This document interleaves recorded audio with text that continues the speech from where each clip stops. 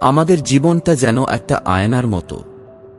আমরা যা ভাবি তাই আমরা দেখি। আমরা যেমন চিন্তা করি তেমনই আমাদের অনুভব, কর্ম আর ভবিষ্যৎ গড়ে ওঠে। তাই চিন্তা কোনো সাধারণ বিষয় নয়, এটা হচ্ছে মানুষের জীবনের মূল চালক।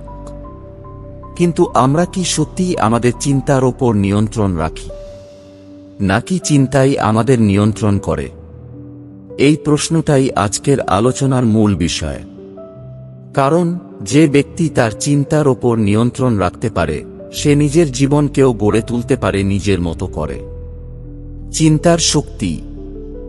আমাদের চিন্তাগুলো যেন বীজের মতো। আপনি যে বীজ বপন করবেন ফলাফলও ঠিক সেরকমই পাবেন। যদি আপনি ইতিবাচক চিন্তা করেন, আমি পারব, আমি শিখব, আমি করব, তাহলে আপনার মন সেই বিশ্বাস নিয়ে এগিয়ে যাবে।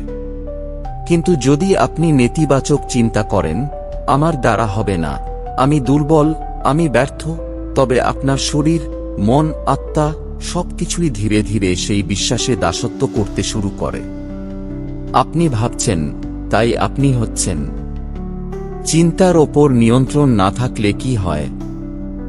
চিন্তা যখন বেপরোয়া হয়ে ওঠে তখন তা যেন এক উন্মত্ত ঘোড়ার মতো ছুটে চলে জীবনের বিভিন্ন দিক ধ্বংস করে দিয়ে।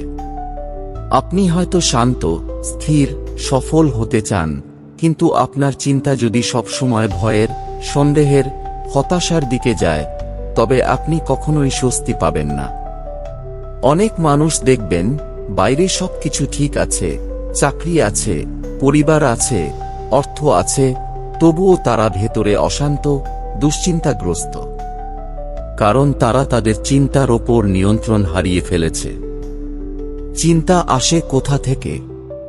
চিন্তা আসে অভিজ্ঞতা থেকে, স্মৃতি থেকে, সমাজ থেকে, আমাদের চারপাশের কথাবার্তা থেকে। ছোটবেলায় যদি কেউ বারবার শুনে যে সে অযোগ্য, তাহলে সেই ভাবনাই তার মনের গভীরে বদ্ধমূল হয়। একটা নেতিবাচক চিন্তা মনের গভীরে ঢুকে পড়লে সেটা ধীরে ধীরে মানুষের আত্মবিশ্বাস, সাহস, সৃজনশীলতা সবকিছু কেড়ে নিতে পারে।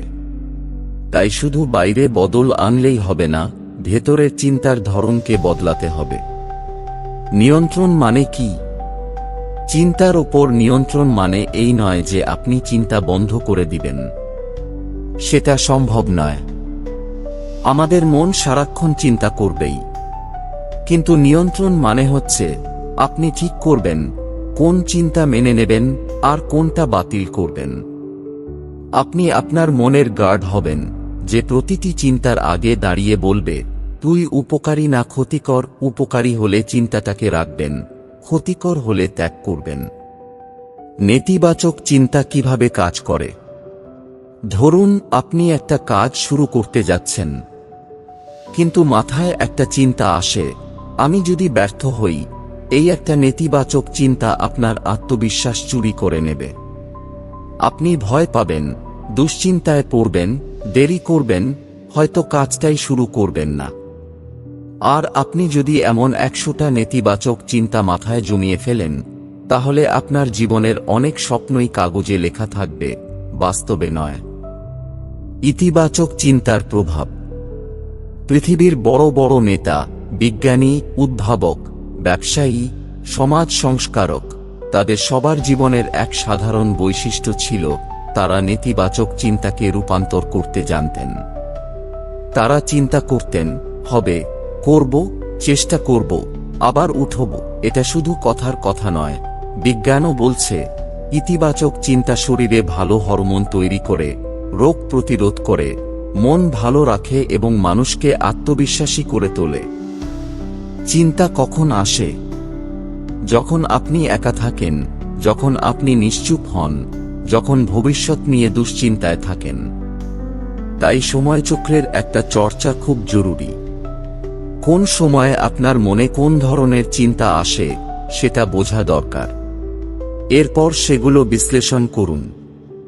বুঝুন কোন চিন্তাগুলো আপনাকে এগিয়ে নিচ্ছে আর কোনগুলো টেনে ধরছে। নিয়ন্ত্রণে আনার কৌশল 1, সচেতনতা চর্চা, মাইন্ডফুলনেস। চিন্তা নিয়ন্ত্রণের প্রথম ধাপ হচ্ছে সচেতনতা।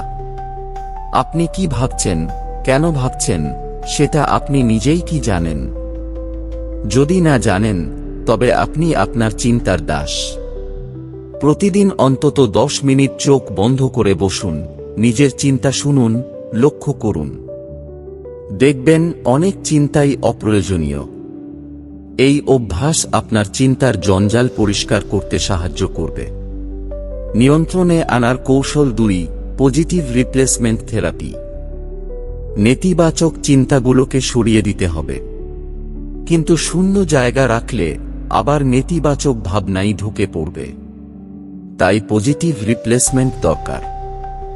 যেমন আমি পারবো না এর জায়গায় বলুন আমি চেষ্টা করব। আমি দুর্বল এর জায়গায় বলুন আমি শিখছি। এই ছোট ছোট পরিবর্তনই দীর্ঘমেয়াদে বিশাল ফলাফল দেয়। নিয়ন্ত্রণে আনার কৌশল 3, নিজেকে প্রশ্ন করুন। যখন কোনো নেতিবাচক চিন্তা আসে, তখন নিজেকে প্রশ্ন করুন, এই চিন্তা কি সত্যি? এই চিন্তা কি আমাকে সাহায্য করছে? এই চিন্তার কি প্রমাণ আছে? আপনি দেখবেন বেশিরভাগ নেতিবাচক চিন্তা অযৌক্তিক, অপ্রমাণিত এবং অতিরঞ্জিত। প্রশ্ন করলে চিন্তার শক্তি কমে যায়। নিয়ন্ত্রণে আনার কৌশল 4, চিন্তার ডায়েরি। প্রতিদিন লিখে রাখুন আপনার মনের মধ্যে কি কি চিন্তা আসছে। লিখলেই আপনি বুঝতে পারবেন আপনি বারবার কি নিয়ে ভাবছেন। এই চর্চা আপনাকে চিন্তার ধরন বুঝতে এবং ধীরে ধীরে তা পরিবর্তন করতে সাহায্য করবে। যে ব্যক্তি চিন্তার ওপর নিয়ন্ত্রণ রাখে, সে আসলে নিজের জীবন, নিজের অভ্যাস, নিজের ভবিষ্যৎ সবকিছুর ওপর নিয়ন্ত্রণ রাখে। কারণ মানুষ যা ভাবে তাই বিশ্বাস করে, আর যা বিশ্বাস করে তাই করে। কাজেই ভালোভাবে ভাবা মানেই ভালোভাবে বাঁচা। চিন্তার ওপর নিয়ন্ত্রণ হুট করেই আসে না। এটা একটা অভ্যাস, একটা প্রতিদিনের সাধনা। আপনি একদিন হয়তো ব্যর্থ হবেন, 2 দিন ভুল করবেন, কিন্তু তৃতীয় দিন আপনি শিখবেন। যত বেশি অনুশীলন করবেন, তত বেশি মন আপনাকে শ্রদ্ধা করতে শুরু করবে। সে তখন আর বেপরোয়া থাকবে না, আপনার কথাই শুনবে। জীবনের সবচেয়ে কঠিন সময়গুলোতে আমাদের নেতিবাচক চিন্তাই সবচেয়ে বেশি ভর করে। তখন আত্মবিশ্বাস কমে যায়, আশা ভেঙে পড়ে। কিন্তু তখনই সবচেয়ে বেশি দরকার হয় মনের ভিতরে আলো জ্বালিয়ে রাখা। যারা জীবনে সফল হয়েছে, তারা সেই অন্ধকার সময়েও আলো চিন্তায় বাঁচতে পেরেছে। এডিসন বলেছিলেন, আমি ব্যর্থ হইনি। আমি 10,000টা উপায় আবিষ্কার করেছি যা কাজ করে না। এই দৃষ্টিভঙ্গি তার চিন্তার শক্তি। তাই তিনি ব্যর্থতা দেখে পিছিয়ে যাননি, বরং ব্যর্থতাকে সফলতার একটা ধাপ হিসেবে দেখেছেন। তিনি চিন্তাকে নিজের সেবক বানিয়েছিলেন, দাস নয়। চিন্তা নিয়ন্ত্রণের ফলাফল। আপনি যখন চিন্তার ওপর নিয়ন্ত্রণ আনবেন, তখন আপনি অকারণে ভয় পাবেন না। আপনি নিজের ওপর বিশ্বাস রাখতে শিখবেন। আপনি ছোট ছোট অর্জনেও আনন্দ খুঁজে পাবেন। আপনি নিজের জীবনের নিয়ন্ত্রণ নিতে পারবেন। চিন্তা আমাদের বন্ধু হতে পারে, আবার শত্রুও হতে পারে। সেটা আপনি কিভাবে ব্যবহার করছেন তার ওপর নির্ভর করে। আপনার চিন্তা আপনাকে উঁচুতে তুলতেও পারে, আবার নিচে ফেলতেও পারে।